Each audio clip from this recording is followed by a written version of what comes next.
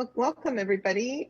We are here to meet as the Government Operations and Fiscal Policy Committee. Today, we have two items. We have Bill 47-20, Ethics Commission, Conflicts of Interest, Financial Disclosure Amendments. And we also have the Spending Affordability Guidelines for the FY22 capital budget and other general CIP assumptions. So we're going to start with item number one. As I said, this is Bill 47-20, Ethics Commission, Conflicts of Interest, Financial Disclosure Amendments. This particular bill is sponsored by Lead Sponsor Council President at the request of the Ethics Commission, and it was introduced on December 1st, 2020. A public hearing with one speaker was held on January 12, 2021. This bill would require employees to attend a public ethics training course, amend the law governing appeals of a decision by the Ethics Commission, amend the law governing the Ethics Commission resolution of complaints, modify the restrictions on a public employee's participation in certain matters, repeal an exception to the restrictions on outside employment for an elected official, clarify an exception to soliciting or accepting certain small gifts, and modify the procedures for administering the financial disclosure process. I want to thank Mr. Bob Drummer, who always prepares a really wonderful packet, and also Mr. Cobb, as well as the members of the Ethics Commission for their great ongoing work. I will also point out that we do have some additional bills coming through, sponsored by Councilmember Feetson, and we will be addressing those at a later time. And so with that, unless my colleagues have any opening remarks, I'd like to turn it over to Mr. Drummer to walk us through the particular decision points. And of course, we'll engage in a conversation with Mr. Cobbs. Good to see you also, Mr. Romer. Good to see you. All right, colleagues, any opening remarks? No? Okay. So we'll start with Mr. Drummer to walk us through the packet. Okay, good morning. I'm going to apologize in advance. I've got downside of vertical living is there's the condo next door, the apartment next door is under construction and constantly back and forth. It's been months. They're redoing the whole condo. I was going to say, Bob, I think you've used that excuse. I know. I don't understand. They must have hired the slowest contractor in the world, but I'm sure they're doing a great job. These are the disclaimers for telecommuting. We understand, and I will apologize in advance if you hear some barking, excessive barking. It might happen at any time. So we'll all do the disclaimers up front and then get into the discussion. Okay. This is the way that the council shows that we're real people too. That's right. We believe me. We got to prove it. Life problems. Yeah, a few bumps and bruises. Yeah. This bill started actually, the Ethics Commission asked for amendments to the ethics law back in September. The bill does not include everything they asked for because several of the provisions they asked for were contained in a bill that Councilmember Friedson introduced and the council enacted, Bill 4220, just recently. These provisions are provisions that were not in Bill 4220 that the Ethics Commission requested.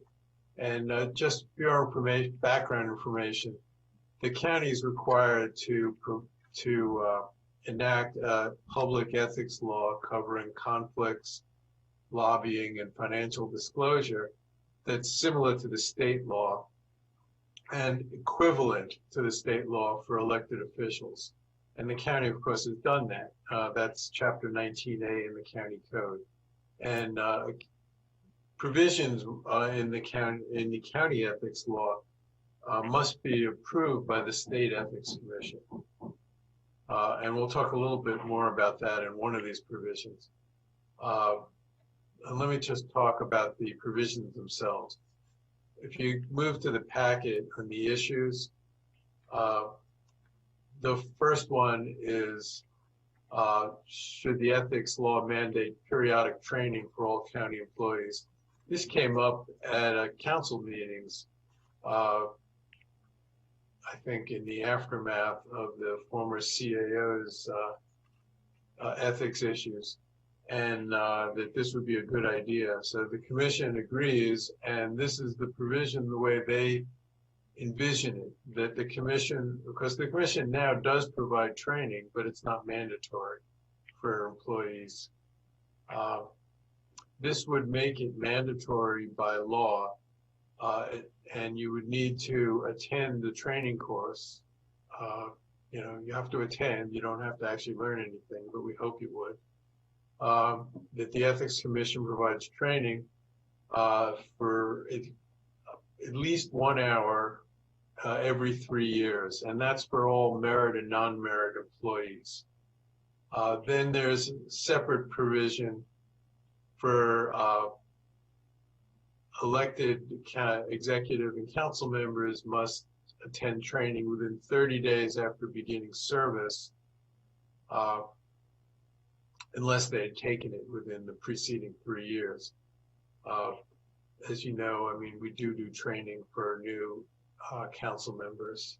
I can't speak to the executive, but I know he got training when he was a council member. And then the other provision is for other employees that are not merit employees required to file a financial disclosure statement. The commission will decide how often they need to take the training by regulation. And then we have the same thing for members of boards and commissions. Would be subject to training. They do file financial disclosure statements, but they're also much less likely to run into day-to-day ethics issues, although I can't say that they don't. So that's the training provision. If you want to change, if the committee's okay with this, the way it's drafted, that's fine. If you want to change the frequency or the mandates, that's up to you. These are all policy decisions. Okay. All right. So let's discuss this particular item. Mr. Cobb, do you have any comments regarding this particular item? No, I think that one part that's relevant is that since 2017, there has been by executive policy, and it's ironically at the authority of the chief administrative officer, that all executive branch public financial disclosure filers have mandatory training. So we already have a template and already conduct mandatory training. It's not statutory, but we conduct mandatory training for executive branch financial disclosure filers. That doesn't, in my view, include the county executive or the chief administrative officer, who's the authority, who's saying that everybody else needs to get the training. So there's a little bit of a gap there, and this is really intended to make it comprehensive county government wide. That really everybody, especially at the top end, gets the training early, and then within the timeframes for the financial disclosure filers. All right, colleagues, any thoughts on this? Are we okay with this particular provision? Councilmember Katz. Yeah, I'm fine with the way it's written, and I think it makes a lot of sense. Thanks. Okay, Councilmember Friedson. Yeah, agreed. We're memorializing and firming up what we've already attempted to do and what the council indicated it wanted to see. So I think this makes sense. Okay, so we will accept that as drafted. Okay, thank you. The next issue is, should the ethics law clarify who has the right to appeal a decision of the commission? This is an attempt to codify what the courts have ruled.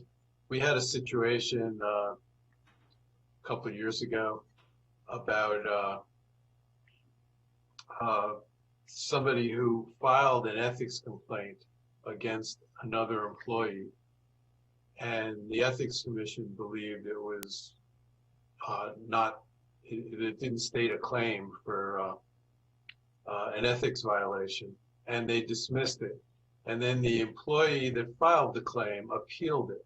The court held that you don't have the right to appeal. You don't have standing really to appeal the dismissal of an ethics commission complaint. The person who is the subject would have standing to appeal it, but not just anybody in the matter, in the public. And this would clarify that and make it clear in the statute the way the courts should have and did in fact rule. The circuit court, and it went to the Court of Special Appeals. It was a monumental waste of time, which happens sometimes in the law. And this is an attempt to clarify that so it's less likely to happen again. Okay, Councilor Friedson. Yeah, without adding too much to the monumental waste of time, the Ethics Commission isn't dealing with disputes between two individual parties. It's dealing with the dispute between the residents of Montgomery County, the taxpayers of Montgomery County, the public trust, and an individual.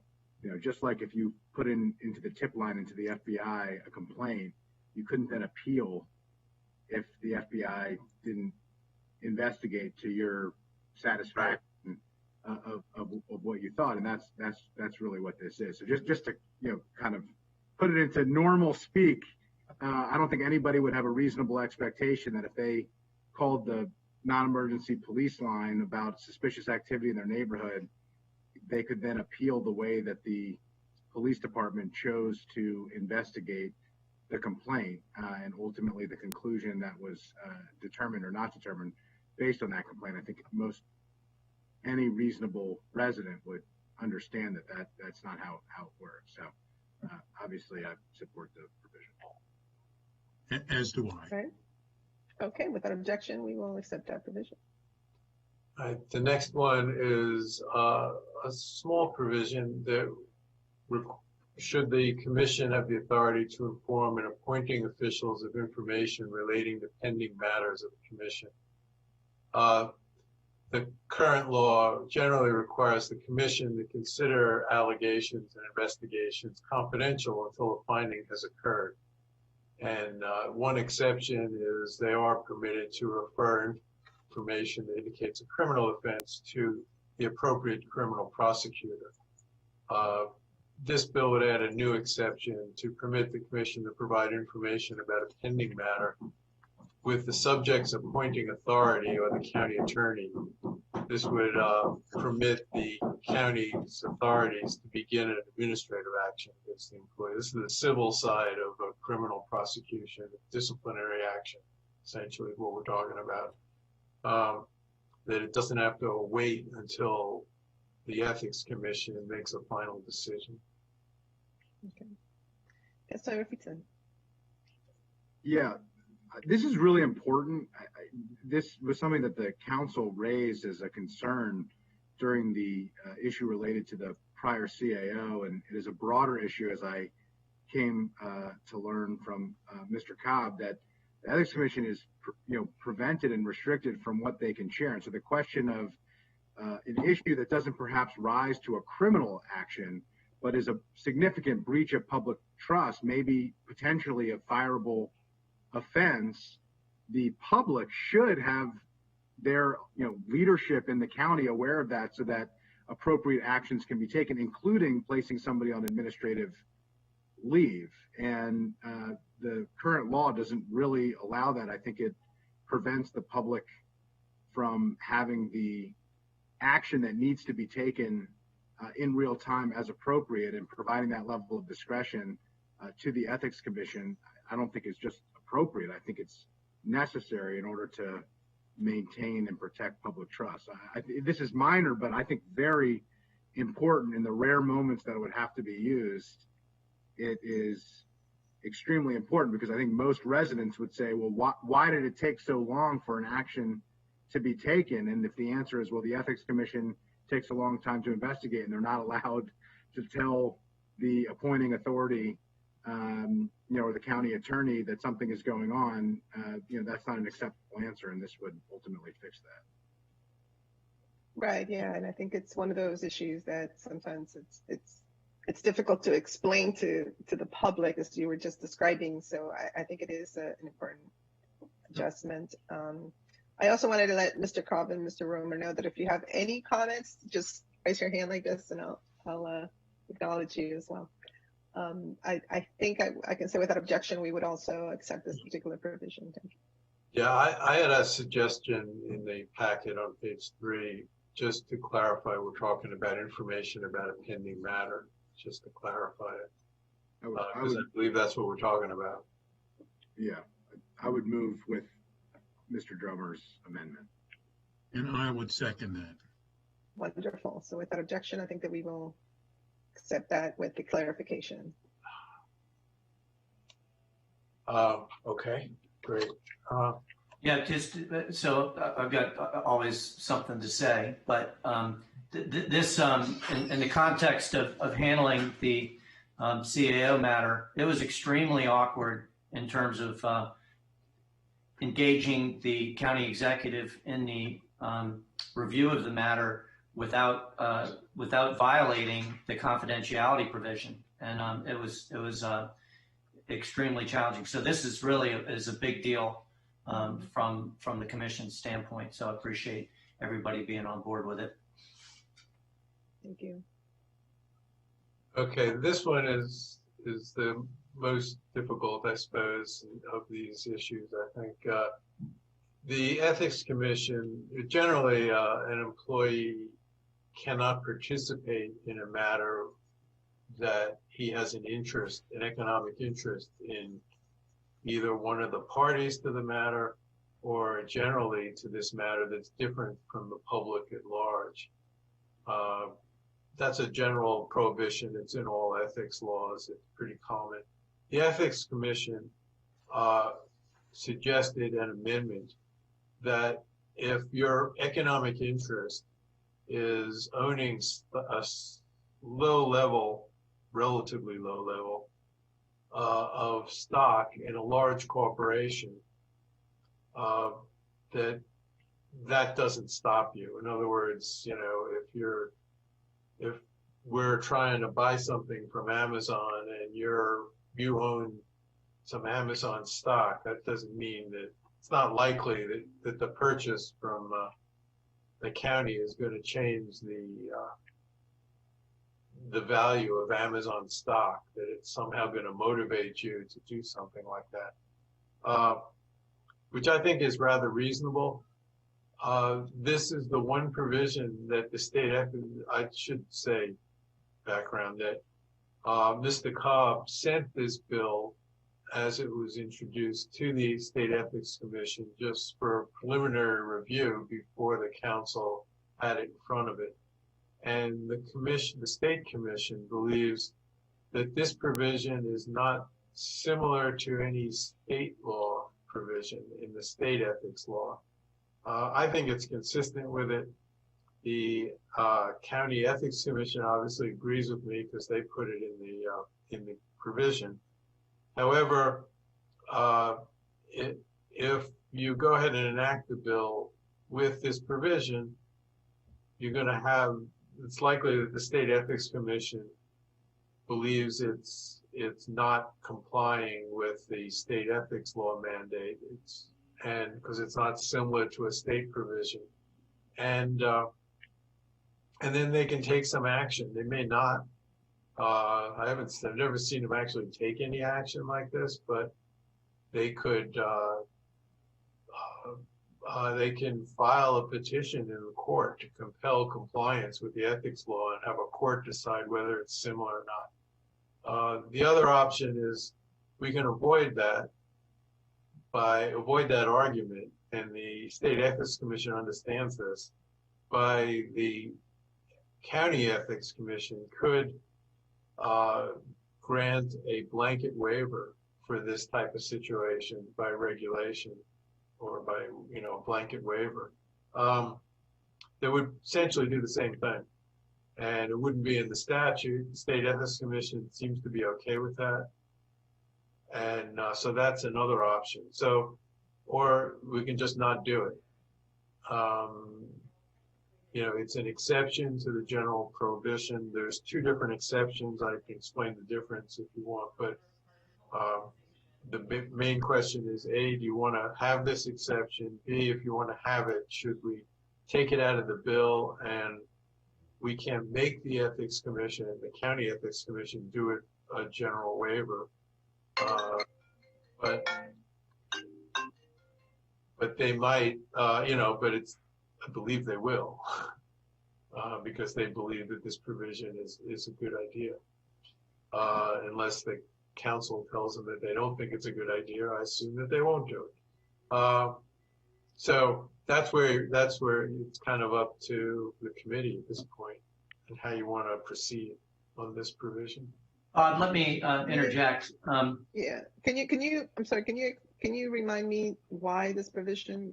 Why do we have it in front of us again? Was this the Ethics Commission, our local Ethics Commission? Yeah, the local Yes. Ethics Commission requested this. So, Mr. Cobb can explain it to you if you'd like. Okay. So the rationale for it is that, let's say you've got somebody in the Department of Technology Services and he orders up, 12 laptops with Microsoft, and somehow Microsoft is a contractor, and even if the contract was $100,000, and they happen to own $10,000 worth of Microsoft stock, well, on the face of the ethics law, that's going to be a problem and violate the ethics law, when in fact there's absolutely zero economic effect on his interest in the $10,000 of Microsoft stock.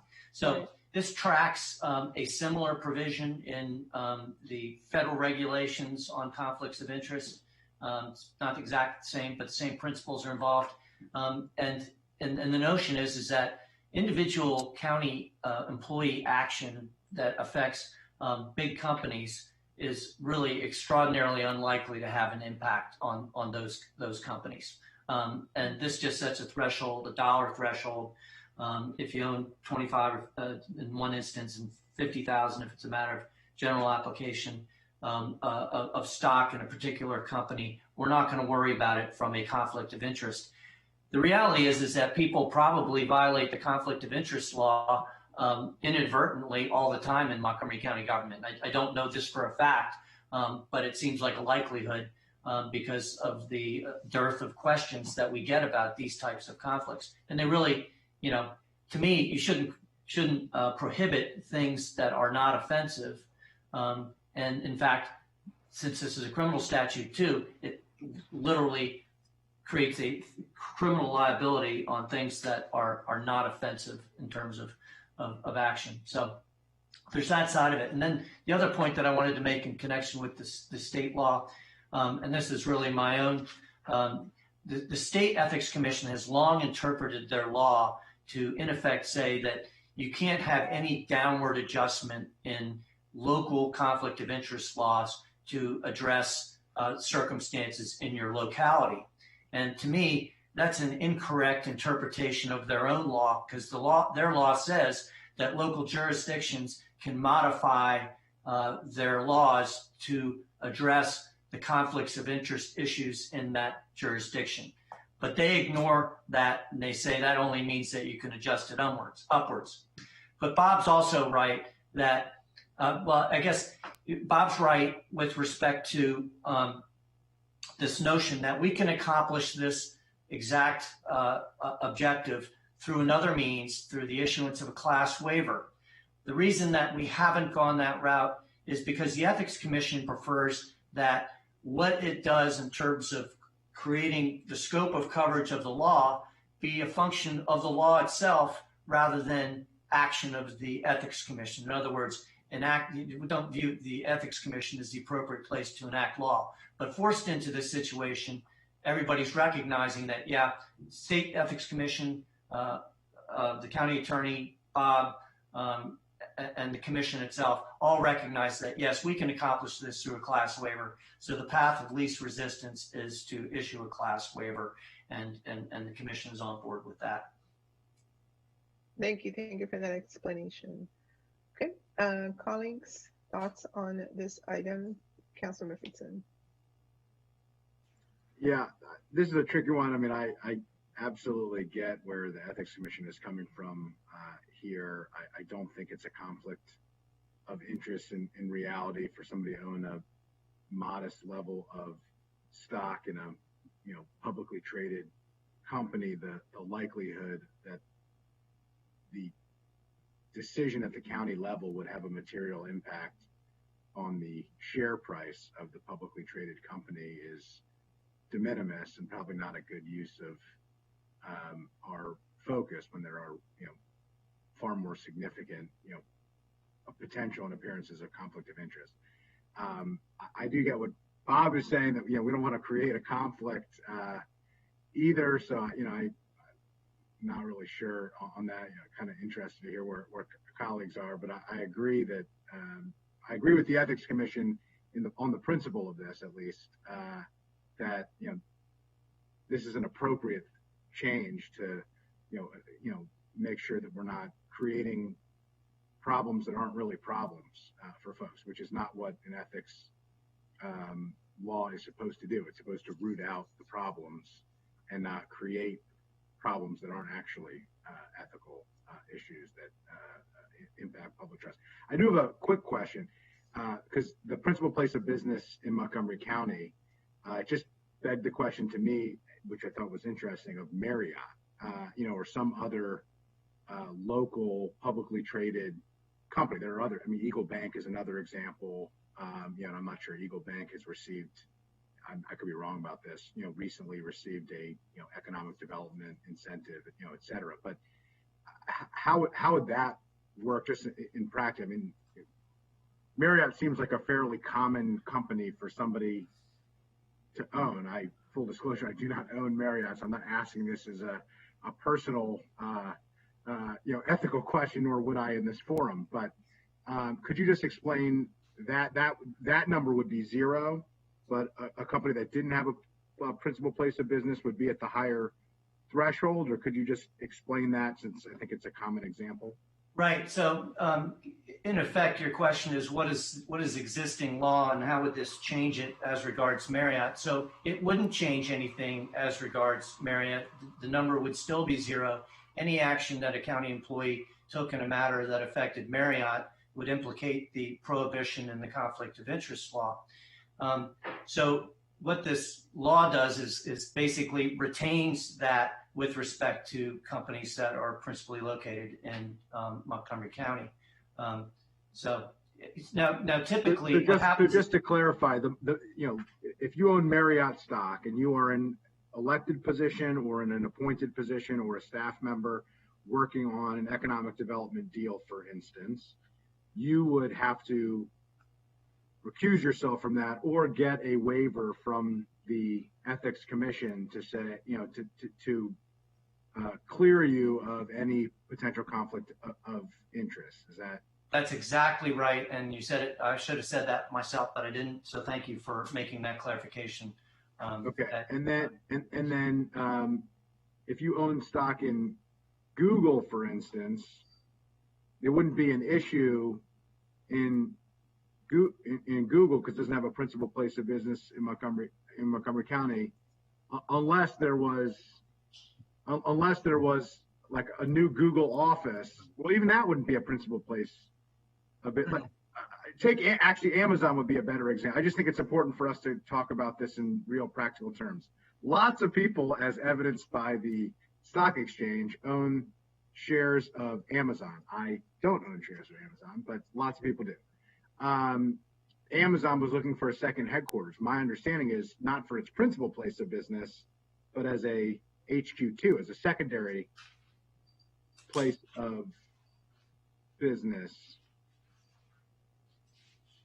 Now, again, I don't think that somebody's $2,500 stock in Amazon would have a material impact or HQ2 landed. So I get that principle, but I'm just, how would that work in practice? Yeah, so I think the Amazon situation would be a question that the Ethics Commission would look at, and so I'm going to speculate here that the Ethics Commission would conclude that the Amazon situation would not fall within this exception, that it would be considered a principal place of business, being a second headquarters. But that's an interpretive question that would be left to the Ethics Commission if the issue came up again. So it just depends on how you define a principal. Right, and there's no definition in there. Because there's a big difference between a major headquarters and a multinational company that, right now Amazon delivering into, having a distribution center, one of thousands of distribution centers across the country, is different than a core headquarters. Okay, thank you. Councilmember Katz. Thank you very much. So I'm assuming we're talking about individual stocks rather than if somebody owns stock in a mutual fund. That's correct. That's correct. That's absolutely correct. And so, and we're talking value here, and we're talking Standards and Poor's. So it's not like every stock you would own that would be that you'd have $25,000 worth of value that would be exempt. It's only those. The way this is written is in Standard & Poor's 500 index. Am I correct in that? That's correct. So if you owned a small biotech company that was public, in theory, action of the county council or the county could have an impact on a smaller company. But the notion that it's going to affect a company that's with a $100 billion market cap is extremely unlikely. Well, and I'm somebody that believes that we shouldn't make somebody feel like someone is doing something illegal unless they really are. And if somebody has a Standard & Poor's stock individually and is working on, I don't know whether the threshold should be $25,000 or $10,000 or whatever, because you're talking value. You're not talking about when somebody would have actually, what they would have paid for it. I believe there should be some way that person is not doing something illegal. It's to the county's benefit if Amazon came here. It's to the county's benefit, if we can land some of these other major developers or businesses, and if that person's $25,000 worth of stock is what gets us here, maybe we're fine to have them want them to be involved. So I have no problem with this provision, and if the state feels that it's not right, fair, then let them tell us. But I think that we should be the ones that say, oh, by the way, state, what you're doing right now doesn't make a whole lot of sense. Thank you. So my understanding is that what we need to decide, of course, is, if we want to make the change, but then also what kind of venue are we using? Are we going to do it through amending the law, or are we going to do it through asking the commission to provide waivers? Am I interpreting that correctly? That's exactly right. Okay. So, Mr. Romer, I see you unmuting yourself. Do you have something to add? Well, I just wanted to underscore what Moose alluded to earlier, and that is that the commission, although realizing that the value of what we have here, we didn't like the idea of the State Ethics Commission putting, as they said, an asterisk next to our local law, kind of flagging that this particular provision is a problem. Therefore, the commission, we polled the commission, and they felt the blanket waiver was the more prudent way to go. Okay. Got it. I can live with that. So yeah, I agree that of course we don't want to get into a habit of doing something like that, but in this particular instance, I think that makes a lot of sense, and it kind of serves our general intention here. So I think you're hearing that the committee would agree with the commission and the waiver. Bob, we had an offline email conversation about this, and Mark Hansen had suggested putting a note, if once the Ethics Commission issues a waiver, putting a note in the statutory compilation. Is that something that's feasible and that has in effect reflects the intent of at least the committee? Fine with me. Yeah, certainly feasible. We can do that because Mark Hansen's office is the one that puts the notes in the code. Okay. All right. So I'm sure he can do it. No, I think it's a good idea because I think, like you said, it's better to have everybody know what exactly they can and can't do rather than find out later. Yeah, we've heard from the Inspector General before that the benefit of having it in one place for all of these things is a significant benefit to a potential whistleblower, to an employee to know what the right thing to do is. We've heard that from the Ethics Commission. So I think I was uncomfortable with the idea that there would be some type of question mark between our law and the state law, even if we think the state is wrong, which I've had that opinion many times as somebody who used to work there. But this seems like an elegant solution to the issue to do what we want to do. Okay.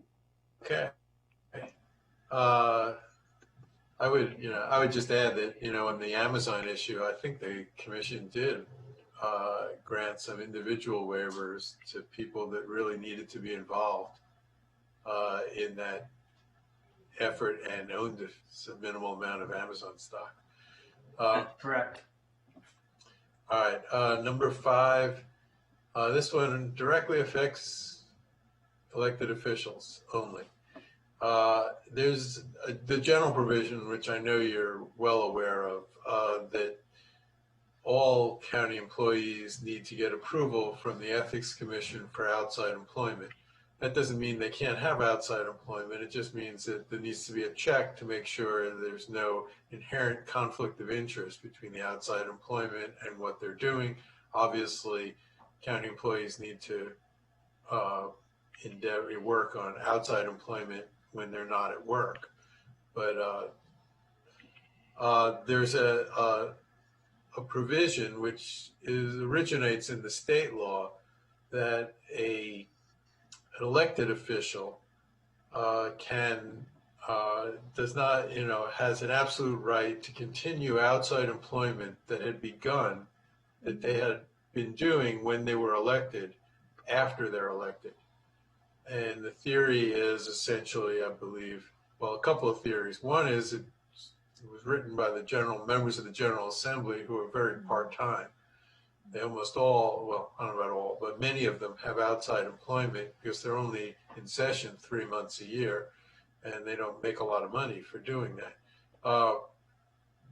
And the second is the feeling that the voters knew what this person was doing and elected him anyway, which is probably unrealistic. But, I'm not sure people advertise that in the campaign. And you don't know that they're going to continue that in that job either. And a conflict is a conflict. Just because the voters say, they're okay with you doing this, it doesn't mean that it's not a conflict of interest. So this provision would essentially be stricter than the state law for elected officials. It would say that not that you couldn't continue your outside employment, but that once you got elected, you needed to get commission approval to continue it. Just like you would if you decide today, after you've been elected, I've got this opportunity for outside employment, you need to get it approved. And this would just make that consistent with something you started before you were elected with something you start after you're elected. So that's the provision. Okay. Councilor Murphyton. Yeah, I support this. Hope we can approve it. I think that first of all, we should hold ourselves to the highest possible ethical standards, particularly as elected officials in Montgomery County. It's not a particularly significant burden in my view. It's a one-time requirement when you start public life, and I think when you start public life, you should have an obligation to demonstrate that you are fit to serve and that there are no conflicts of interest. And I think that is a modest expectation that the public should have. And when one activity occurs or starts, does not change a conflict. Just because one activity had been going on for a really long time before the other activity started, in no other scenario would that change the determination of, whether or not there is a conflict of interest. It either is or it isn't, regardless of when, started or when it didn't. So to me, it's not reasonable, to just say that since you've been doing it. Now, a relationship is different. If you have there are certain provisions, certain ethic laws.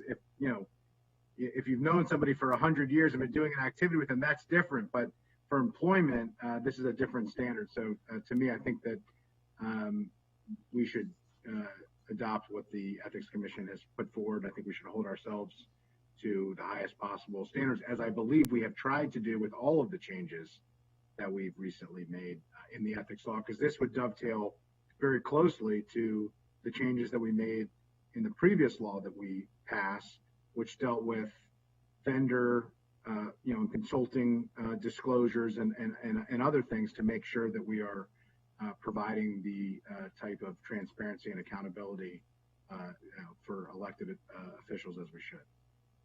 Thank you, Councilmember Katz. Yeah, I agree.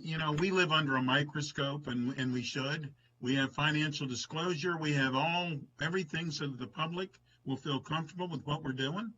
And I don't believe we should be handled any differently. And the fact, and to Councilmember Friedson's point, the fact that something started before doesn't really change the conflict. And everybody can say, oh, everybody knew I was doing this, but maybe there was people that decided to vote for you for another reason other than from what you were going to be doing and whether you're going to be continue doing it. So I'm very much in favor of this provision. Yeah, absolutely. Actually, I know we're talking about conflict of interest, but it is interesting to consider this in the context of county council, which is a full-time endeavor and, very, very intense, which always makes me wonder how you can have, outside employment unless you're doing it, I don't know, on the weekends. But that's another issue. But I think definitely in terms of making sure that there are no conflicts of interest, I think this is a very important provision. And, and folks who are going to run should know ahead of time that this is actually something that they would have to disclose. So I totally agree with this, including this as well. And as you very well know, we work on weekends as well. Oh, that's what I'm saying. I don't even understand. I mean, that's another ball of wax, but I know that, a lot of the conversation around question C was about, the districts are too large and all this. Well, yeah, I mean, we work 24/7, that's for sure. But so to have another employment, I can't even imagine, but, okay. I wanted to add, and I learned in law school that when the judges agree with you, keep your mouth shut. But notwithstanding that, so I didn't learn it well. You actually didn't learn that, but you heard that. Right, I learned it, but I ignored it. There's a couple of things. One, this is just going to treat council members the same as everybody else in county government. So there's in effect no special treatment. But literally what the law currently does, there's sort of two elements to it. One is you have to get the permission from the Ethics Commission to engage in the outside employment. There's that part of it. But it also exempts from the substantive prohibition. So literally the law requires employees, it says you can't hold any employment relationship that could reasonably be expected to impair the impartiality and independence of judgment of the public employee. And council members are exempted from that prohibition under current law. That makes no sense. Yeah, that's just plain wrong. Yeah. Yeah. We're in agreement. Yeah. We are in agreement, Moose. You got through this one regardless of what you learned in law school. Agree to agree. I have to tell you, my brother said that he learned that if somebody's going to, because he's a lawyer, if somebody's going to jail, make certain it's not you. That's another important part of it. That's a pretty good lesson. Yeah. Rule number 2 behind getting paid. Yeah, that's right. That's another one. Yeah. All right. Next item. Okay. The next one is we have a general provision on accepting gifts from restricted donors. We all know that. And we have an exception that says you can accept a gift of trivial value worth $20. This provision would just clarify that, yeah, up to $20, but not cash. You can't just take money, even $10 from a restricted donor. It says, here's $10, but you know, I may ask you for a favor later. You know, I don't think it's real common, but it's just a clarification of the trivial gift. That's not what we mean as cash. We mean, you know, a pen or something like that, you know, that has someone's name on it, company name. Okay, any objection among my colleagues? I have no objection, but are they going to list out the restricted donors in this? I mean, and so that there's no question who you can't take it from. I mean, if you're standing in line and you all of a sudden don't have a quarter, or you know, for a parking meter, I mean, at what point? And not that I, first off, anymore for parking meters, you don't even need it. But at what point are you breaking the law? Is my question. Well, you have to ask them, you know, do you do business with the county? Do you have it? You know? Yeah. I mean, there's a definition. I'll pay you back. I don't think we're in a position to actually create a static list of who's a restricted donor. You know, it's a definition. I don't see. So it would be, but could we put the definition of restricted donor right here then? Well, it's in the code. Oh, it is in the It's code. already in the code, yeah. It's already there. Right. Okay. Okay, so without objection. Yeah, I'm done. Okay, the last one is just really a technical correction. The current law requires the executive to provide a list of financial disclosure filers to the council every year, and more often if requested. It's always done by the Ethics Commission because the Ethics Commission actually manages the system. And this would just point that out and make that clear in the law, that it's actually going to be done by the Ethics Commission and not the county executive.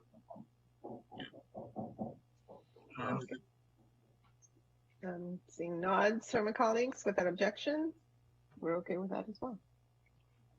All right, and so then the final bill, I assume, would be reported out 3-0 with amendments, the one small amendment on pending matters, and then taking out the provision that the state didn't like.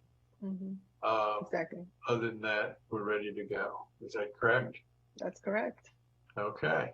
Thank you very much. I appreciate it. Thank you very much, everyone. Thank you very much. And thank you to the committee. We appreciate your attention. Absolutely. Thank you, Mr. Romer. All right. So we will now transition to item number 2. And this item is the spending affordability guidelines for the amended FY 21 to 26 Capital Improvements Program CIP and other CIP assumptions. And I want to just clarify, the next Monday, we will be addressing the operating budget, the spending affordability guidelines for operating budget. And we will definitely get into more details with regards to our fiscal plan when we meet to address that particular item. Today, it's really about the assumptions for our Capital Improvements Program CIP. We do have a packet that Mr. Gene Smith has put together for us that goes through the different assumptions. And what I'd like to do is to get right into this, and then to pause after each particular one so that the committee can signal its support or perhaps its desire to do something a bit different. I also want to acknowledge that we have folks from the Office of Management and Budget, Ms. Mary Beck, I see here. We have on my list, I see Mr. of course, Mike Riley, who's from Montgomery Parks, David Platt, Department of Finance.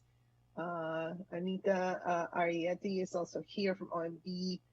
I believe Carl Morgan also is here from Parks. So we do have a nice group gathered, and I welcome everyone. And unless there are any opening remarks by my GO committee colleagues, we'll get right into it. Mr. Smith. Thank you, Ms. Navarro. And I also want to thank my colleagues over in OMB for all of their hard work and helping and assisting with this information. And then obviously as part of the spending affordability guidelines for the capital budget, Parks is part of that. So Mr. Riley and Mr. Morgan have joined us, as you noted. So I will set the stage. The committee has a couple of places they can make recommendations to the council that needs to happen. And then, as always, there's capital budget assumptions that are included in the amended. And certainly if the committee wants to discuss those in more detail, we can. Staff did not make any recommendations to change those, but we will go through them just as a preview for this year's amended CIP. So just as a quick background, the council approves aggregate capital budget spending affordability guidelines every other year, odd years, in October as required by law. That sets both the general obligation bonds and the park and planning bonds that are in with certain guidelines. So both the first year and second year have to have specific amounts, and then there's the aggregate 6 year that the council approves. And so the council will be looking at that again in September of 2021 this year for the next 6 year CIP. But each February, or my apologies, each January, so that by February, the council can review these spending affordability guidelines and make recommendations.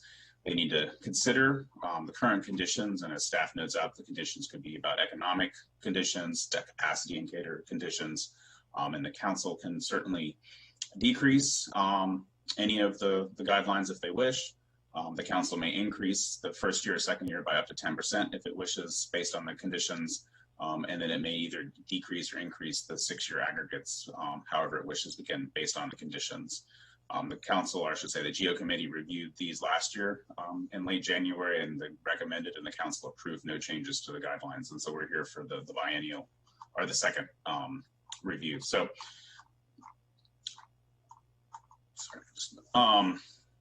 one of the primary places that the council reviews for the for the spend affordability guidelines are the debt indicators. Council staff shares on page 3 of the report both the thresholds that we have and then where we currently are for these. So I'll just quickly go through them. They're also on circle 9.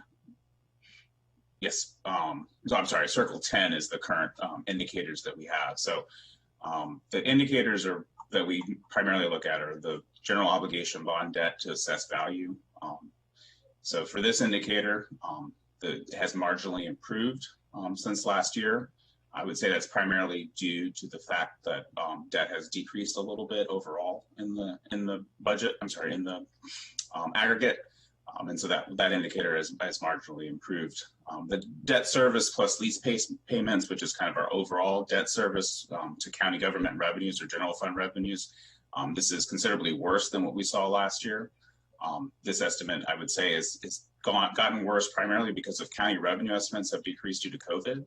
And then the executive staff has noted that they've included the $50 million HOC housing production fund for later in 21 to be issued. And so that adds a little bit of payments into that.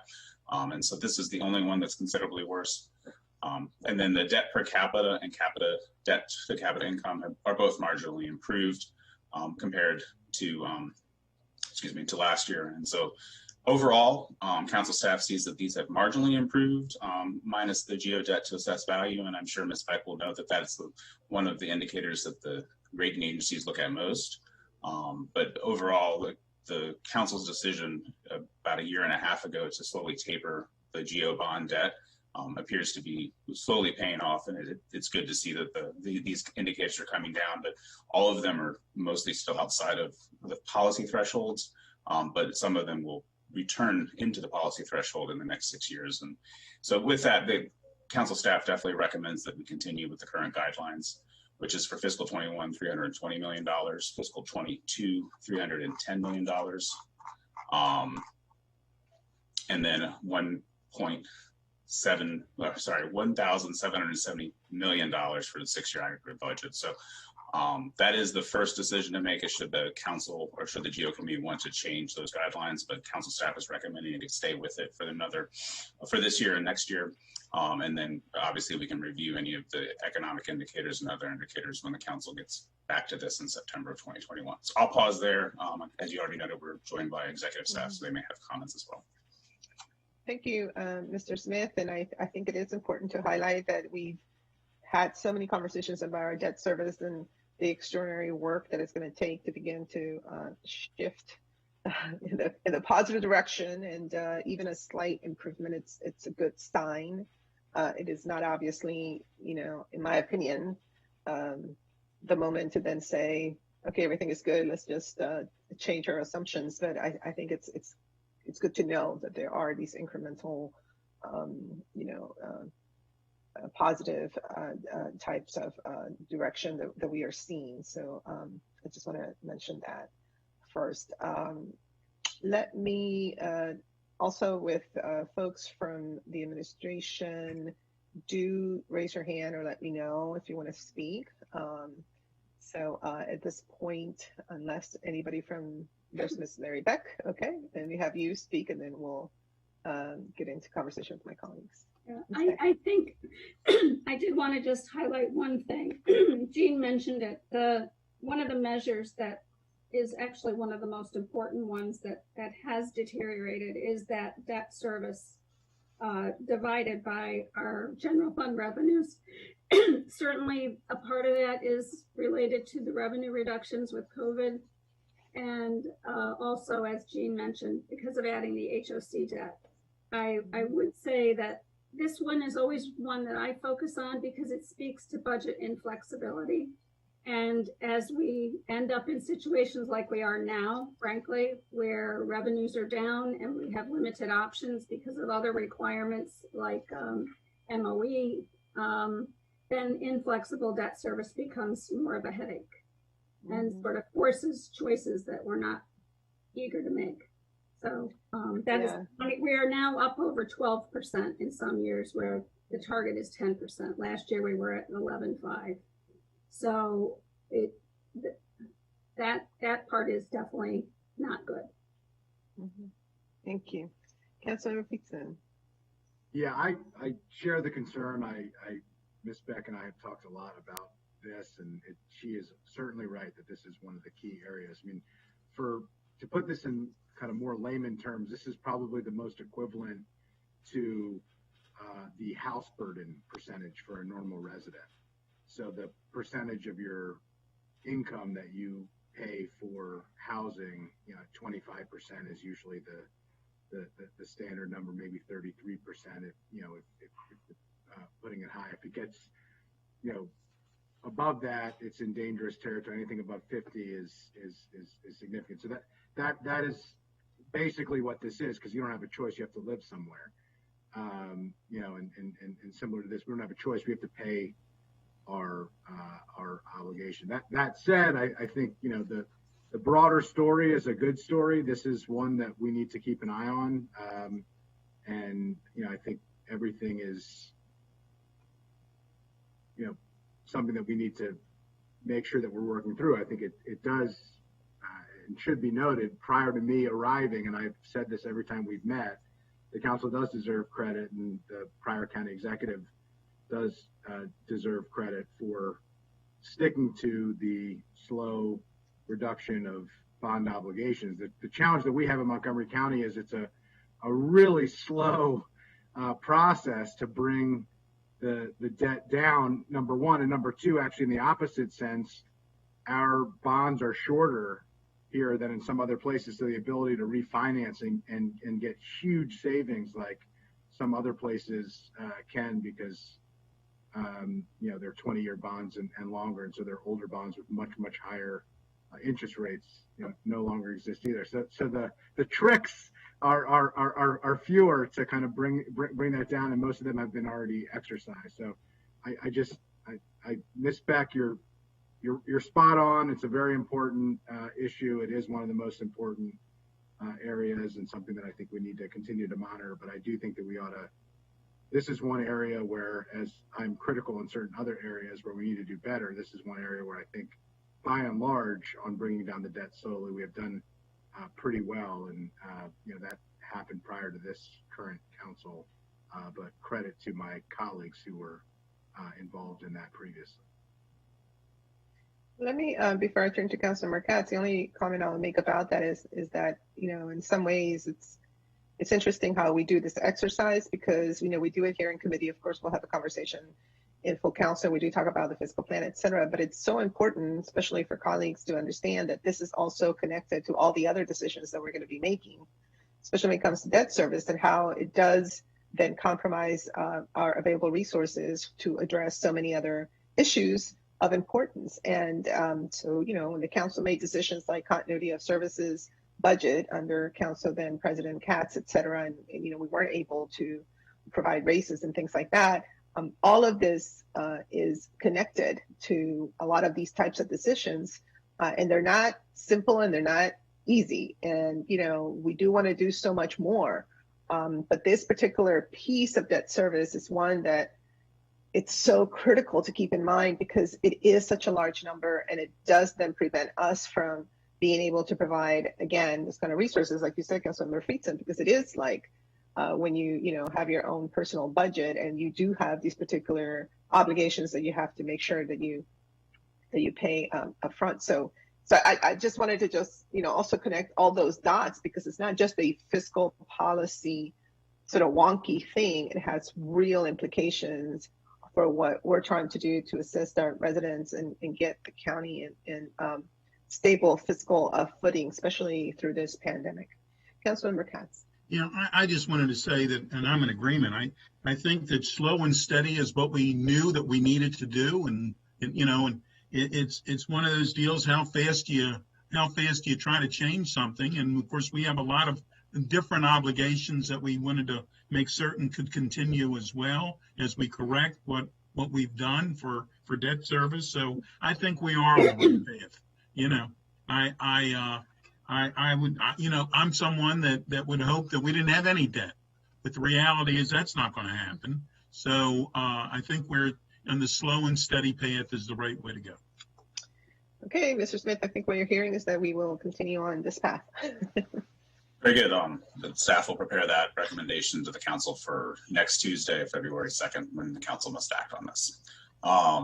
The second item related to that same action is for park and planning bonds. I moved this up in this packet so Mr. Riley and Mr. Morgan can get back to work in other places after we discuss this. So currently the guidelines are set at $8 million for fiscal 21 and fiscal 22, and then an aggregate of aggregate of $42.7 million for the total 6 years for fiscal 21 to 22. Council staff will just remind the viewers at home and council members that the council decided to increase park and planning bonds up to $8 million in 21 and 22 based on assumptions from cost savings due to maintenance. We're still getting that information, and we hope to have it for the council's review in September when we do the full 6-year SAG process. And based on, again, current conditions similar to the GO bonds, council staff is recommending that we just maintain the park and planning bonds through the next 2 years in fiscal 21 and 22 with the 6-year aggregate at $42.7 million. Thank you.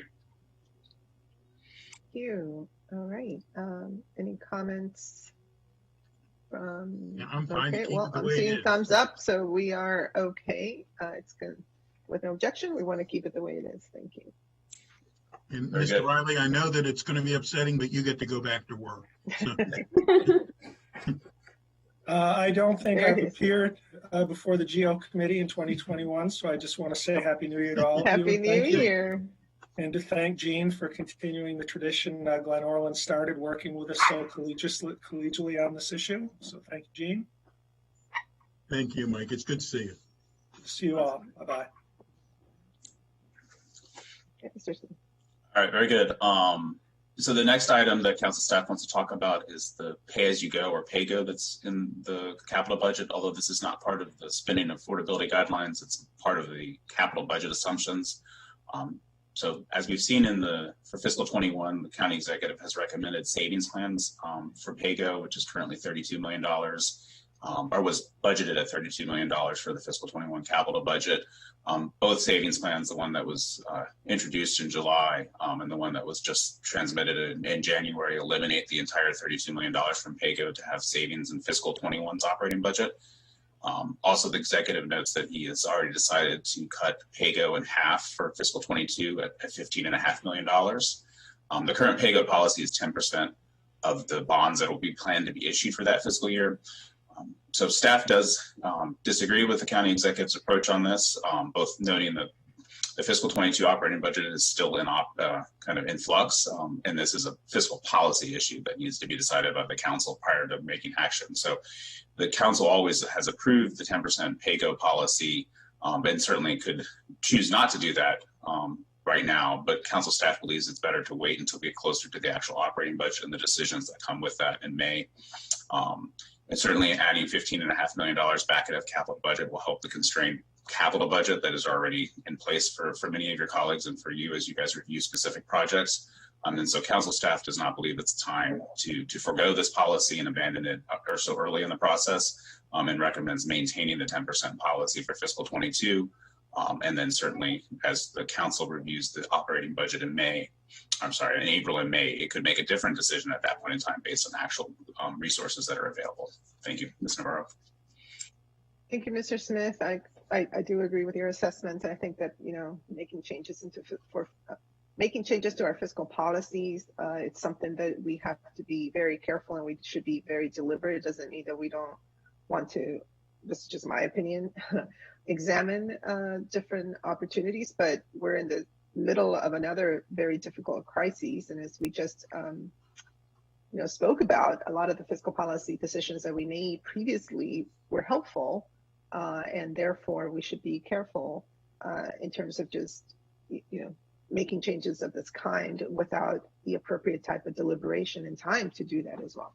So that's my opinion. I don't know if my colleagues have any.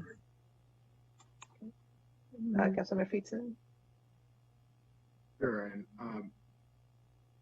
so I appreciate the executive branch putting this forward. I think that we do need to make tough choices, and this would be an example of a tough choice. I think the council staff's recommendation to hold off on the decision and make it within the broader context of all of the fiscal policy decisions that we make is probably appropriate. But this is not, to me, and I've been critical. I'm the opposite of critical here. I appreciate the fact that, that the executive branch, put this forward. I just think that it needs to be part of a broader look into all of these issues, and we haven't taken that deep dive into much bigger questions. They're going to have much, bigger impact in terms of, what does the reserve look like? How much of the reserve is appropriate to use up in this current fiscal year? What is the necessary number to end next fiscal year? How long will it take to pay back the reserve? What are we going to do with OPEB this year and in the medium and the long term? Those are tens of millions of dollars. This is, 10 or 15 million dollars. So, I think, seems to me that we'll probably have more of a robust discussion on that, perhaps even next week when we take up the operating budget. But I yield to the chair on that and how we make those decisions. But I just, I've been critical at times. This is not an area where I'm being critical. This is an area where I'm very much appreciated that the executive branch has put this forward, but think that we need a broader plan and we need a broader discussion over the fiscal plan and come to a consensus, like has been done in the past, of how we navigate these difficult financial challenges and fiscal issues that we currently face, and then stick to the plan that we all agree to, and hopefully we can do that together. Yeah, I mean, that's the point.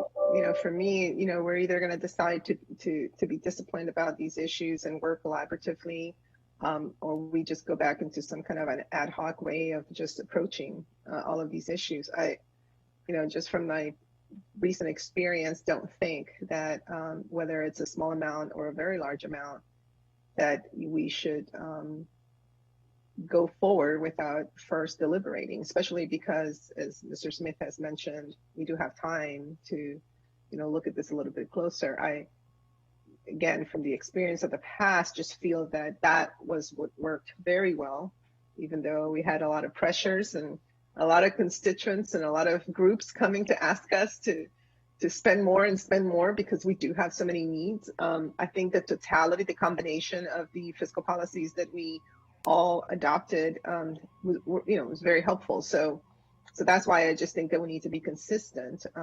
But, as I've said before, nothing precludes us from examining, these things carefully. My understanding also is that staff director is also has, and we've said that she could engage with also consultants and working with OLO and Mr. Smith to come forward with, proposals to the council, because these things are not simple issues, but important ones. And it is important, I think, to pause and see, are these the targets that we should continue to adhere to, or should we make some, tweaks and changes? That's perfectly fine.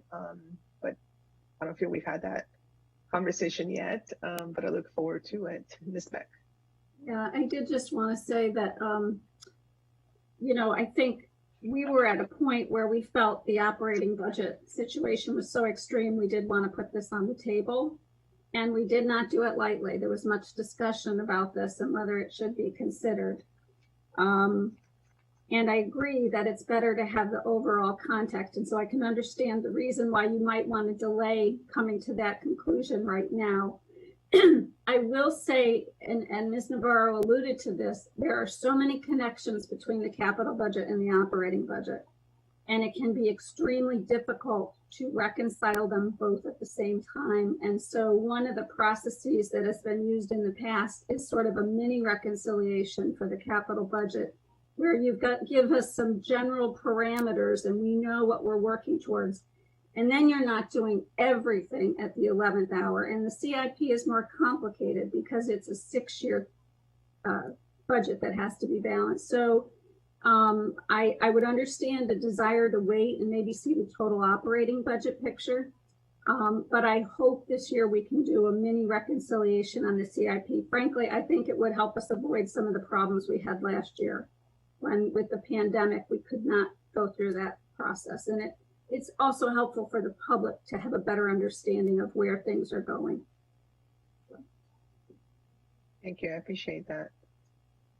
Okay, so colleagues, we will stay with the council staff recommendation, and then with the caveat that, of course, we are going to be addressing these things a little more comprehensively. I will need to circle back with Ms. Michelson and the team to understand when that where we are in that timeline, and again, hopefully we'll be able to confirm, affirm, or make some changes as appropriate. Okay, Mr. Smith. Thank you. And also based on Ms. Beck's comment, I will note that Mr. Levchenko and Mr. Glenn, who are going to be working, Dr. Orland, who are working on the reconciliation, are planning to make sure that there is some mini reconciliation after the initial review by the council, so that you guys have a better understanding of where the CIP is at. I will note for them that there's also an additional $15.5 million to use that in reconciliation for now. And then I'll also note that this year is an amended CIP, so there's far fewer projects. And so it's kind of a smaller pie that's going to have to be reconciled. So hopefully that'll make everything easier.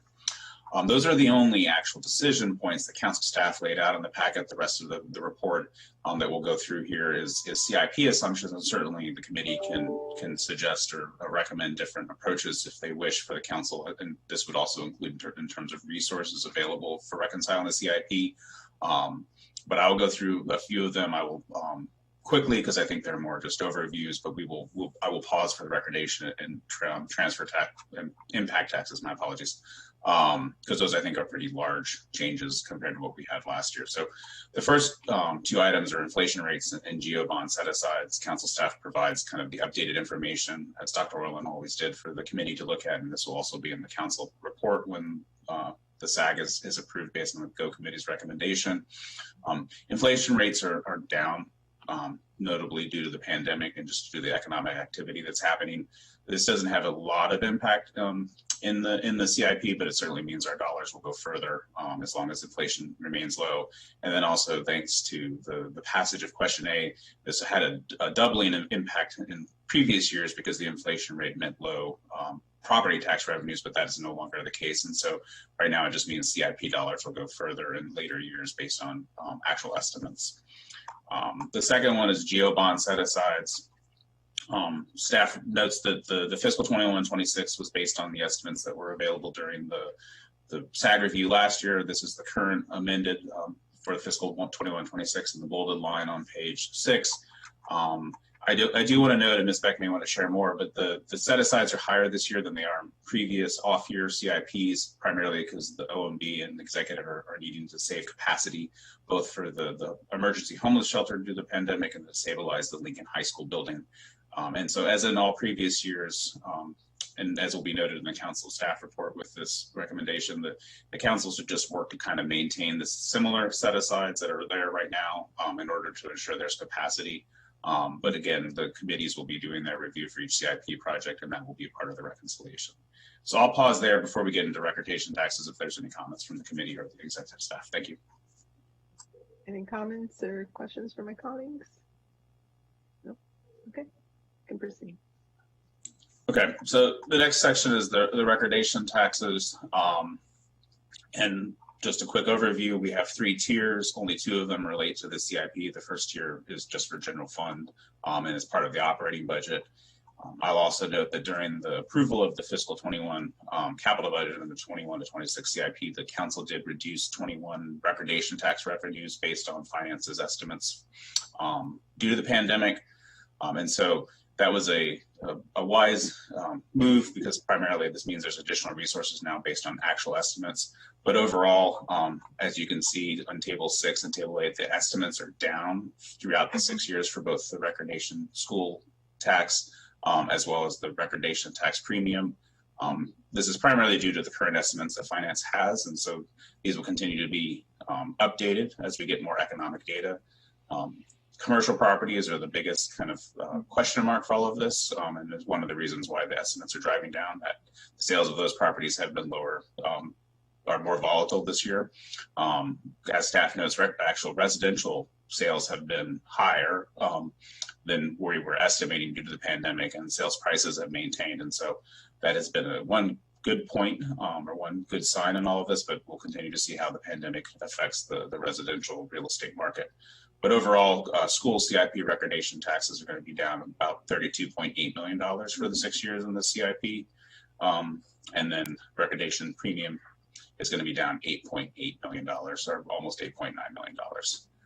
And so staff doesn't get, based on the estimates that finance has done, staff is comfortable with these estimates, and certainly we can revisit them as we have more economic data. But I'll pause there if there's any comments or questions by the committee members. Okay, any questions from my colleagues? Councilmember Fitzman. Just a comment. I mean, I think this also shows why the question A was important, because we would be getting hit on both ends of this. Now we're definitely getting hit on the commercial property side of things as this economic challenge comes through, but the fact that we can benefit from rising sales prices from the residential side at least helps to mitigate the issue. But this does create, what we have been talking about, particularly the 3 members of this committee have been talking about for a while, and I know Ms. Beck, privately and publicly has warned, and the executive branch, well, some members of the executive branch, at least staff, have warned, the commercial property is going to be an issue for the county. And all of the state numbers are largely on revenues that the county doesn't necessarily benefit from. And the areas where there's weakness, the county is largely reliant on particularly commercial property tax. And, this right here is a small window into some of the other challenges in that, which we're even more reliant on, which is exponentially larger than just the recordation tax piece. And so, as we take this up next week, we'll talk about it further and beyond, but this is something for this committee and for colleagues to keep an eye on and focus on, because the commercial property tax revenue is going to be a challenge, and it's going to be a challenge not just next fiscal year, but probably for 3 fiscal years, given the way that it works. Ms. Beck. Yeah, I did want to just mention, because during our review of the subdivision staging policy, recordation taxes were discussed as a possible backfill for impact taxes. And one of the things that I've discussed with council staff is, again, to do a meaningful mini reconciliation. It's helpful to know what kind of resources you have. And so if there are decisions that council's going to be making along those lines that would impact the CIP, it would be helpful to know them early enough to incorporate them into the mini reconciliation. Okay. Anything else, Mr. Smith? I'm sorry, Ms. Navarro, I didn't hear you. Did you say go on? Mm-hmm. Okay, thank you. All right, the next topic is impact taxes.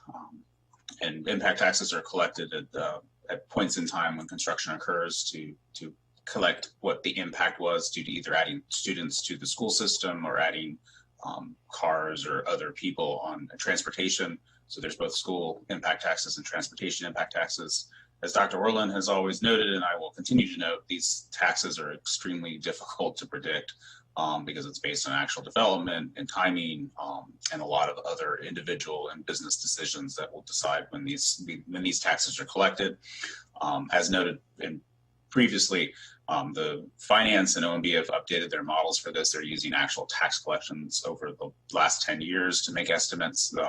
What they've done this year is for this update is to now apply the new rates based on what the council approved during the growth and infrastructure policy, or what used to be the subdivision staging policy. And so the downward revisions that are in this amended CIP are based on those assumptions. Staff notes that staff is comfortable with these estimates based on current data, and primarily because there is no data, the actual rates haven't gone fully into effect, and so the individual business decisions for developers and timing have not been played out enough yet for us to understand how those decisions by the council will actually play out into this. And so these are the estimates right now. And both of them are significantly down. The school CIP impact tax is down by about $35.3 million over the 6 years. And then the transportation is down by $16.2 million over the 6 years. And so our council staff will continue to work with our executive colleagues to determine how these taxes are actually going to be changing as we see collections come in. But for now, we'll hopefully have more. I should say we'll hopefully have more data come September when we do the full year or full 6 year SAG process for the biennial CIP. Thank you, Ms. Navarro. Yeah, thank you, Ms. Navarro. All right, colleagues, any comments? We are okay.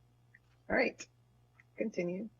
All right, and then the last is just the current revenue, which is staff notes that the current revenue is from the general fund line, not the total current revenue in this table. Thanks to my OMB colleagues for pointing that out as I get used to these new tables and doing this. But nonetheless, the current revenue is just a reflection of how much operating budget dollars are committed to projects that are in the CIP based on current estimates and current projects. As noted by the executive in his cover memo, in addition to the $15.5 million pay-go reduction, which the GO committee has recommended retaining, there was also an almost $18 million reduction in current revenue for fiscal 22.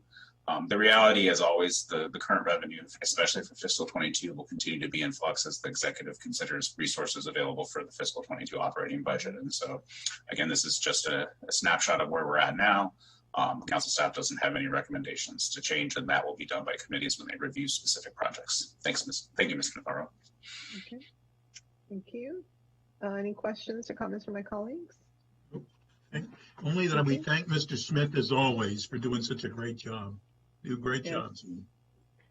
And Mary, you as well, Ms. Beck. I didn't mean to overlook you, but it's an awesome team. Yeah, there you go. That's right. All right. So with that, Mr. Smith, I believe that we have already indicated the decisions in terms of the things we needed to decide, and also reviewed all these other particular assumptions. So I think we're set. All right. Well, thank you everyone for this work session, and with that, we're adjourned. Very good. Thank you. Take care. Bye-bye.